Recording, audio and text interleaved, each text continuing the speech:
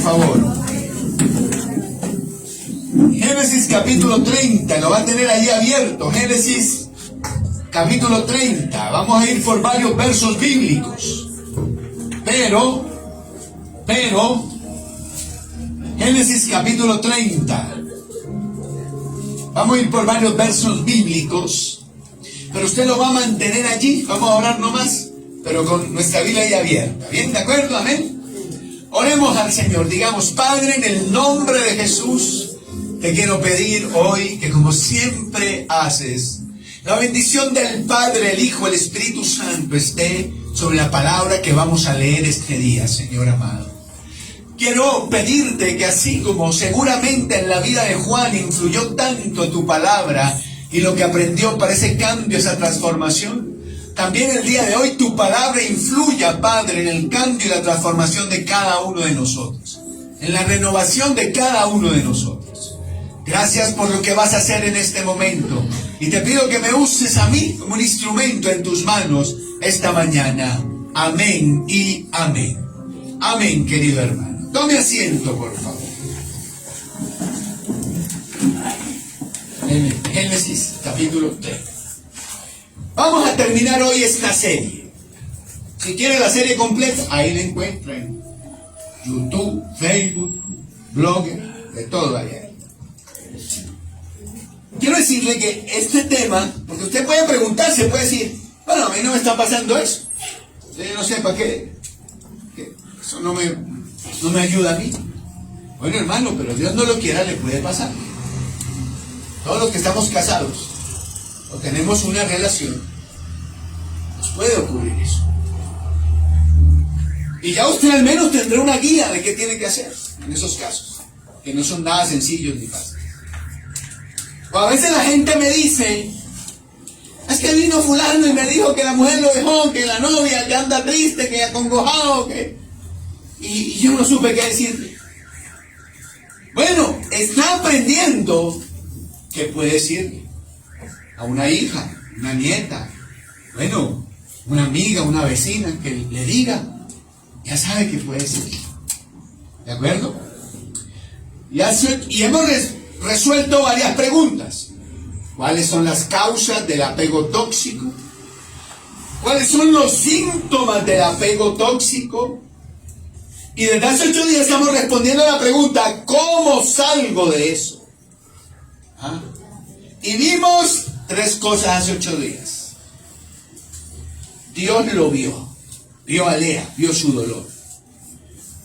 Y dijimos: tiene que llegar a convencerse que Dios lo ve, que Dios existe, que Dios sabe lo que le está pasando y que Dios tiene el poder de ayudarle.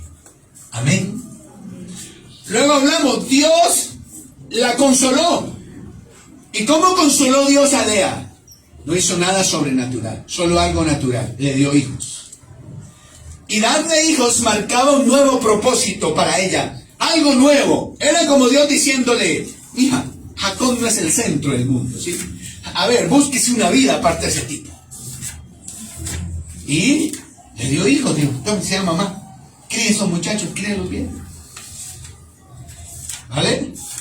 Y por último vimos que Dios la convenció, porque al final, en el versículo 35, el capítulo 29, termina diciendo que ella tuvo su último hijo por ese momento, y se llamó Judá, y le puso Judá. Y Judá, antepasado de nuestro Señor Jesucristo, le puso Judá, porque dijo: esta vez alabaré a Jehová, me rendiré al Señor. Y ahí terminamos. Y terminamos contentos porque dijimos: ay, no, por fin cayó en cuenta, no, por fin entendió la muchacha. Ay, cómo la tenía ese tipo. Pero aquí nos vamos a dar cuenta que recayó.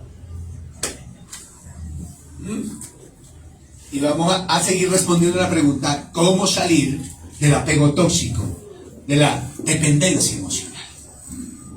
En primer lugar, tenemos ahí en el verso 15 del capítulo 30, bueno, primero el 9 mejor, que dice: viendo pues Lea que había dejado de dar a luz, tomó a Silpa su sierva y la dio a Jacob por mujer.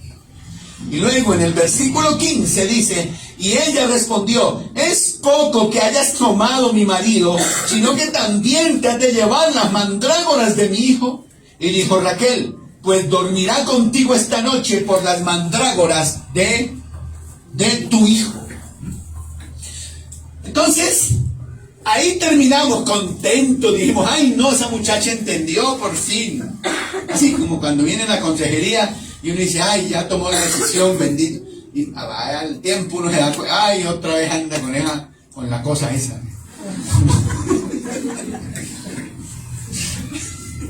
Otra vez, hombre, ay, Dios mío. Pero ¿por qué recayó? Porque ella entró en algo, y esta es la primera palabra clave esta mañana, ella entró en negación. Negación. Note que ella dice que se puso a ver, viendo pues, estaba analizando las cosas. No puede tener más hijos. Y eso va a hacer que Jacob no me quiera. Y eso va a hacer que Jacob se aparte de mí. Ay, qué cosas. Y le dio a su sierva, a su esclava, se la dio al marido y le dijo, toma, ten hijos de ella. Y los hijos de ella serán como si fueran míos. Y así era la costumbre. La sierva iba a parir al niño en las piernas de Lea, y así sería considerada legítimamente hija de Lea, o hijo de Lea en ese caso. Pero eso fue una cuestión de desespero, recayó. Y un día, uno de los hijos de Lea salió al campo y se consiguió unas mandrágoras. Mandrágora era un fruto asociado con la fertilidad. Y claro, como Raquel era estéril, apenas vio esas mandrágoras que le abrieron esos ojos, dijo, ay, esas son. Y se fue, ay, dile a tu hijo que me dé las mandrágoras. ¿Y con cuál le sale Lea? Le dices que, ya, te quieres robar mis mandrágoras. Ahora, no te parece poco que te robaste mi marido. Pero usted ya leyó la historia. Lea a Raquel le robó el marido a Lea. ¿No, cierto? ¿Qué fue lo que pasó? Pues que el papá le metió gato por liebre y le chantó a Lea ahí. Pero ese no era el plan de Jacob. Entonces el hombre ahí a regañadientes pues la aceptó. O sea, en ningún momento Raquel le roba el marido a Lea. Pero Lea resulta con esa, y esa es una evidencia de negación. Porque cuando la gente entra en negación, está en negación, empieza a excusar las cosas y a buscarles justificación. Esa es una clave para entender qué persona está en negación en cualquier cosa. Es un estadio del proceso de cambio, la negación. Sea drogadicto, sea alcohólico, sea que tiene apego emocional, sea que cualquier cosa, la gente justifica, la gente se excusa, y cuando la gente hace eso, no está lista para cambiar todavía. Para que una persona empiece un proceso de cambio, tiene que reconocer que está enferma. Enferma de droga, enferma de alcohol, enferma de dependencia, enferma de odio, enferma de amargura, enferma de lo que sea. Tiene que reconocerlo así a rajatabla. Y no excusarlo, no justificarlo. Tengo un problema. Y como tengo ese problema, yo no puedo salir de esto solo. Necesito a Dios.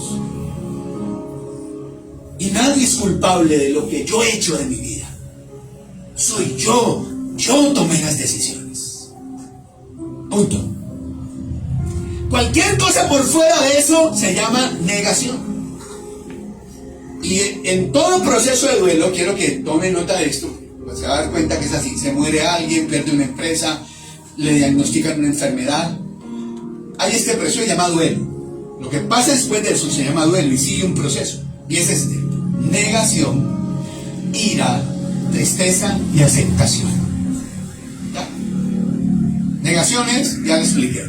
Pues ira es que apenas salgo de la negación, entonces ya quiero desquitarme y tengo rabia y entonces me pongo rabioso contra Dios, me da rabia contra los demás, le echo la culpa al uno, al otro, me quiero vengar.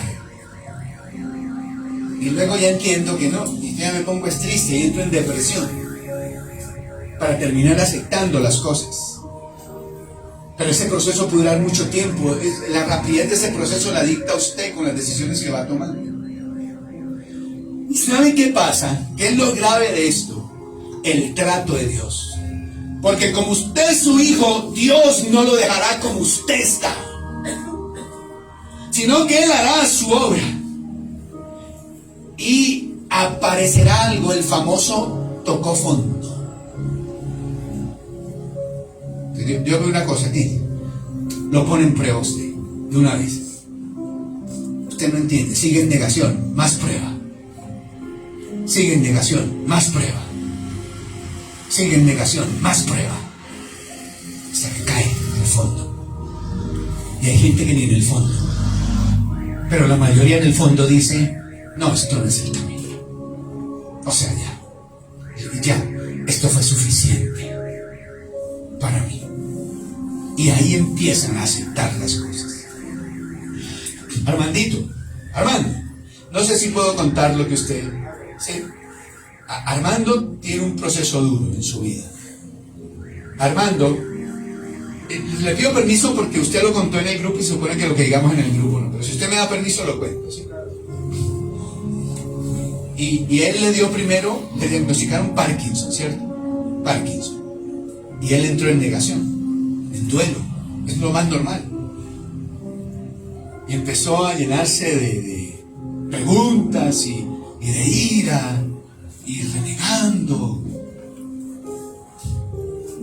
Y después le detectaron cáncer, ¿cierto? En la tiroides. Y él siguió renegando. ¿Y esto cómo puede ser? Si yo conozco de Dios, ¿y qué va a pasar? Y digo algo lindo ese día en el grupo, yo no me podía quedar con eso. Lo que digo fue maravilloso, ¿sí? Él dijo, y yo me puse a pensar, y dije, este no es el camino, porque entre más reniego, peores cosas me pasan. Y entonces empecé a aceptar lo que me estaba pasando. Y cuando empecé a aceptarlo, vino la tranquilidad. Y vino la paz a mi vida. Y el deseo de buscar a Dios otra vez. ¿Ve cómo funciona? ¿Qué tal? Él sigue en negando, allá en el fondo. Que a usted no le toque el fondo para abrir los ojos. Que no le toque el fondo para entender las cosas.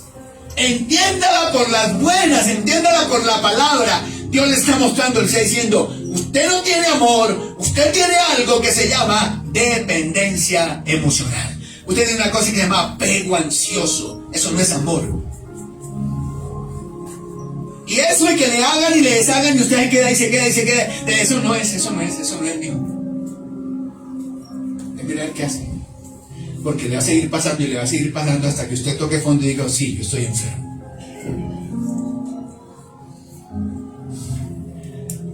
Amén. Denle un aplauso a Dios por la vida de Armando. Gloria a Dios. Le ha dado a Dios por eso. Negación, mía. No es que se esté negando, ¿no? Sino que pues, yo estoy charlando aquí con ella. Negación. Segunda palabra clave, diálogo. Ahora mire, cada vez que Lea tiene un bebé, algo paradigmático pasa en el texto. Una cosa que se repite una y otra vez, un modelo. ¿Y qué es? Por ejemplo, capítulo 29, versículo 32. Cuando tiene a Rubén, ella dice, ahora sí me va a querer mi marido. Cuando tiene a Simeón, capítulo 29, verso 33, ella dice, mi esposo no me ama. Luego, cuando tiene a Leví, capítulo 29, versículo 34, ahora sí mi esposo va a unirse a mí. Luego, en el capítulo 30, versículo 13, cuando tiene a Aser, dice, ahora sí me tendrán en cuenta mis amigas. Y capítulo 30, que no es versículo 30, es otro. Bueno, cuando tiene a Zabulón, versículo 20, dice, ahora mi marido me va a tratar mejor. Ahí hay una secuencia de cosas, un paradigma. que nos indica algo que es clave cuando uno quiere salir de cualquier cosa, no solo del apego tóxico. Y es que usted entenderá que uno tiene 3 tipos de conversaciones. Una es con Dios. ¿Cómo se llama eso? Oración. Oración, sí, todavía se le dice así. Sí, oración. Oración.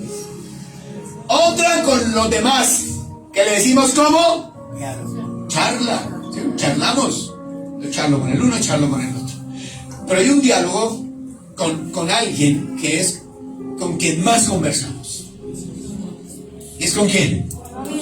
Todo el día. Todo el día, desde que nos levantamos hasta que nos acostamos. Y a veces dormidos también estamos hablando, estamos soñando cosas raras. Anoche yo estaba haciendo es que ¿cierto, amor? Y ella empezó a hacerme, ay, estás haciendo feo. Me dijo así, con todo respeto, ¿no, hermanita? No, me estás haciendo feo. Y sí, yo me estaba soñando como con demonios, como yo no sé, como yo tenía una pesadilla fea. Y ya estaba charlando conmigo mismo. Entonces uno sale con esas. ¿Y sabe qué es lo peor? Que así como con Lea, la mayor parte del tiempo ese diálogo es pesimista, negativo y autodestructivo. Nos saboteamos a nosotros mismos. ¿Sí o no?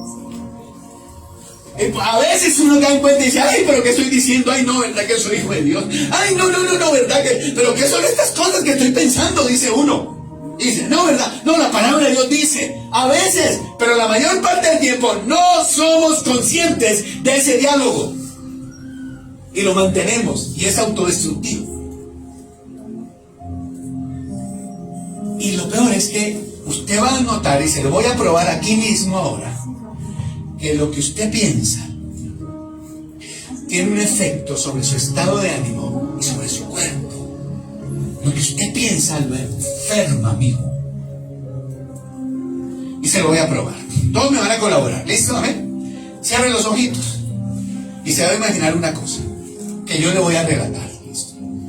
Se va a imaginar un limón mandarina. De esos naranjaditos. Y está ahí sobre una tabla y al lado hay un cuchillo. Y usted va a coger el cuchillo y va a cortar ese limón, y cuando lo corta, hermano, empieza a salir ese juguito del limón. Ay, al lado hay sal. Ya lo abrió, ¿verdad? Ya lo abrió. Y al lado hay sal. Ahora le va a echar sal y se lo va a llevar a la boca y va a empezar a chuparse ese limón. Chúpese ese limón, chúpese.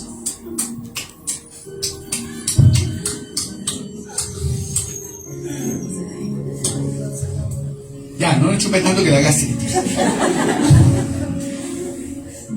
Entonces, ¿qué sintió? Se le hace agua a la boca. Algunos desde aquí hacían. Los vi, hacían disque. Y otros hacían. Y solo se lo estaba imaginando. Su cerebro no distingue la realidad de la ficción. Cuando usted se imagina algo, el cerebro cree que está pasando en realidad.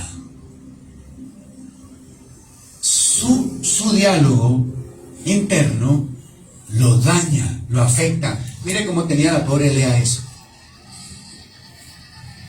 Y súmele que usted se pone a imaginarse, a decirse, me voy a quedar sola, nadie me va a querer, ay, me toca aguantarme todo esto, ¿cómo iré a terminar yo? Pero es que no puedo creerlo, si él dijo que me amaba, si ella daba su vida por ay, y así desde que se levanta hasta que se acuesta, y encima pone la gata bajo la lluvia. ¿Se acuerdan de la gata bajo la lluvia? ¿No? ¿Usted no oye eso? ¿No? Esa que dice, seré la gata bajo la lluvia, ya lo ves, la vida es así. Tú verás. No me sé más. Pone la gata bajo la lluvia. Ahora pone Netflix una película romántica. Y todo eso normaliza estas cosas. Le hace creer a usted que eso es lo normal, que eso es lo que pasa, que tranquilo, que todo bien. Y eso no es normal. Esa obsesión de ella, de la gente, eso no es normal. La gente libre no es así. La gente que no es esclava no es así. Pone la de Feliciano. ¿Se acuerdan? De que cantamos, no, que yo les mencioné aquí el otro día. Y no cantamos eso, ¿no? Cuidado. ¿Cómo era que decía? ¿Se acuerdan? La de Feliciano, ¿no? Sí, que cómo era que tú, mi mundo. No, esa otra. Vale, ay, sí. ¿Cómo era? ¿Se acuerdan? Se hizo viral y todo, hace poco. No. La que sea, bueno. Usted entiende lo que él quiere decir. Se pone a ver novenas, que La venganza de Analía. La venganza de Analía. Entonces, que pone a José Feliciano, que se pone en Netflix a ver películas, cosas. ¿Usted cree que eso le alimenta? Que usted, su diálogo interno, ¿cómo se lo alimenta? ¿Para bien o para mal? Por eso llora oyendo esas canciones. Por eso llora. Y no solo con José Feliciano, Karol G, Solís, toda esa gente. Esa canción, yo no sé, eso, todo eso alimenta un diálogo autodestructivo. Entonces no es ganas, yo no le digo, no diga esa música, no es que yo sea religioso ni legalista, es que sé el daño que eso le hace a su vida. Y por eso le digo, no haga eso. Entonces, ¿qué hago? Vea, usted tiene que entender que cuando Cristo murió en la cruz por usted, no solo alcanzó salvación del infierno para su vida. Un montón de cosas pasaron ahí. Usted fue, y el día que se convirtió, obviamente, ¿no? Fue sentado en lugares celestiales con Cristo. Fue hecho rey y sacerdote. Fue perdonado. Es amado. Es ciudadano del cielo. Es libre, no es esclavo. Fue comprado con sangre. Y cuando una persona llega a creer eso, aceptarlo, su diálogo interno cambia. Amén. Sabe que tiene respaldo de Dios. Sabe que puede tener esperanza. Sabe que no debe hablarse de esa manera, porque ahora hay una nueva realidad para él. Y es la realidad que ahora es un hijo de Dios. Que usted no es del común, usted está por encima de todo el mundo, porque ahora es un hijo de Dios. Amén. Por eso,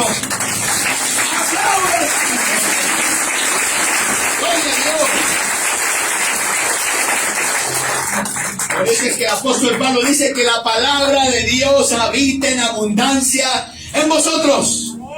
Porque entre más habite la palabra de Dios en nuestro ser, nuestro diálogo interno es distinto.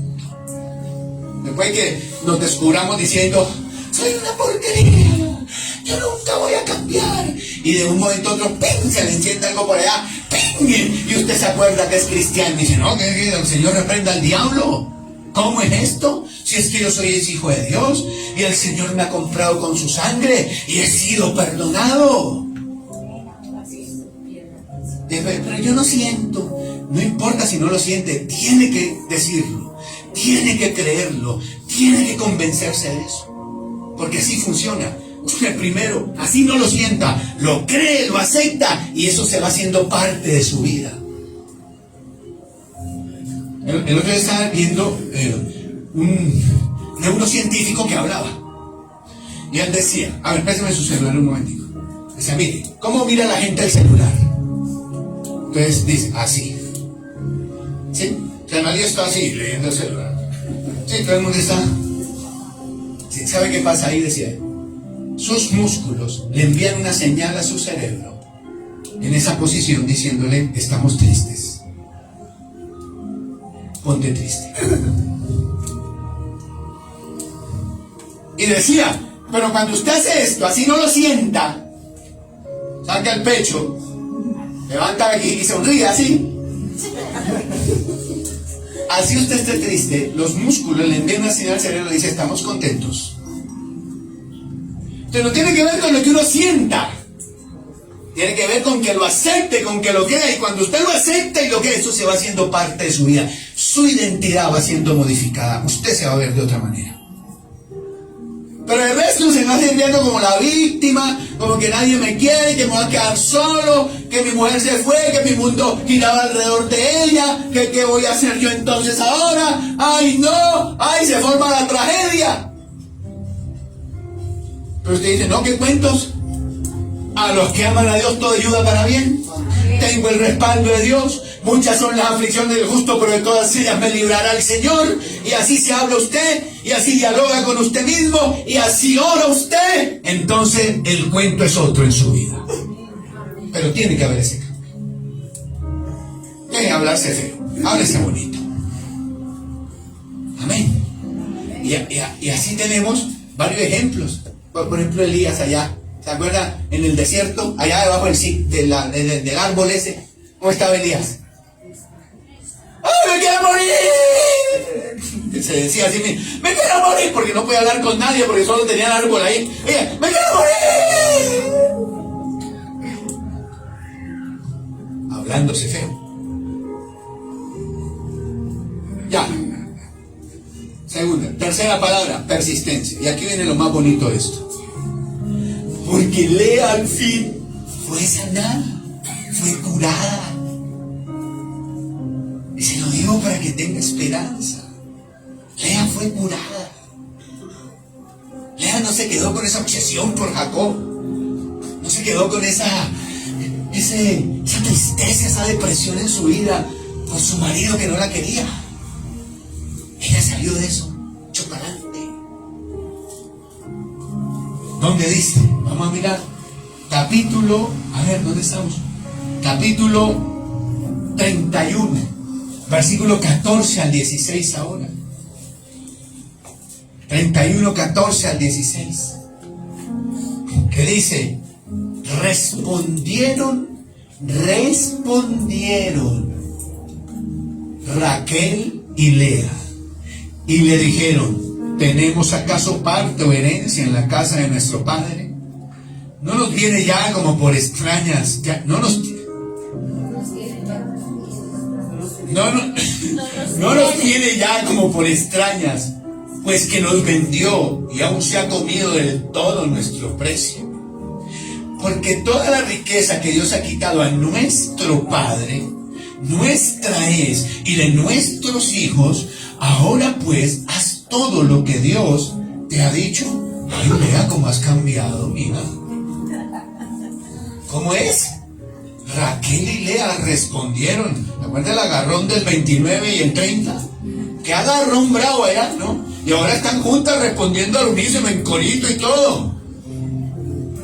Y luego dice, esta es nuestra riqueza, estos son nuestros. Óyeme, muchacha, Dios te curó, Dios te sacó de esa obsesión enferma. Que no le quepan a nadie duda que Dios cambia a la gente.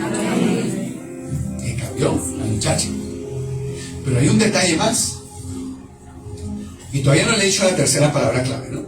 Solo el detalle. Génesis 49, 31. Miren que quien habla ahí es Jacob. Jacob, estás. ¿Pero qué te pasó a Jacob? 49, 31 de Génesis.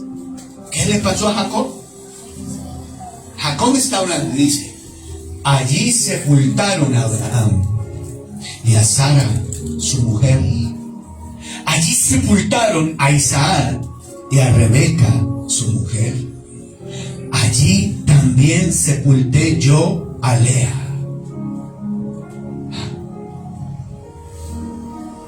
Y usted dice, sí, la enterró. ¿Y dónde enterró a Raquel? La Biblia lo dice. Por allá, lejos, sola.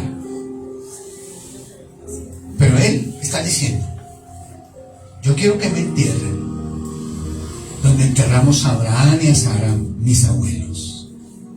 Yo quiero que me entierren donde enterramos a Isaac y a Rebeca, mis padres. Y donde yo enterré a Lea, yo quiero que me entierren junto a ella. Esa no era la de los ojitos. Lo importante es que tenga salud, mía. Esa no era la despreciada, la que lo odiaba, la que tenía hostilidad contra ella. Y ahora dice, no, que la entierren junto a mí, junto con los patriarcas, junto con las matriarcas de Israel. Yo quiero que la entierren ahí conmigo. Al fin Dios levantó a Lea, la restauró y la puso en su lugar. Hola,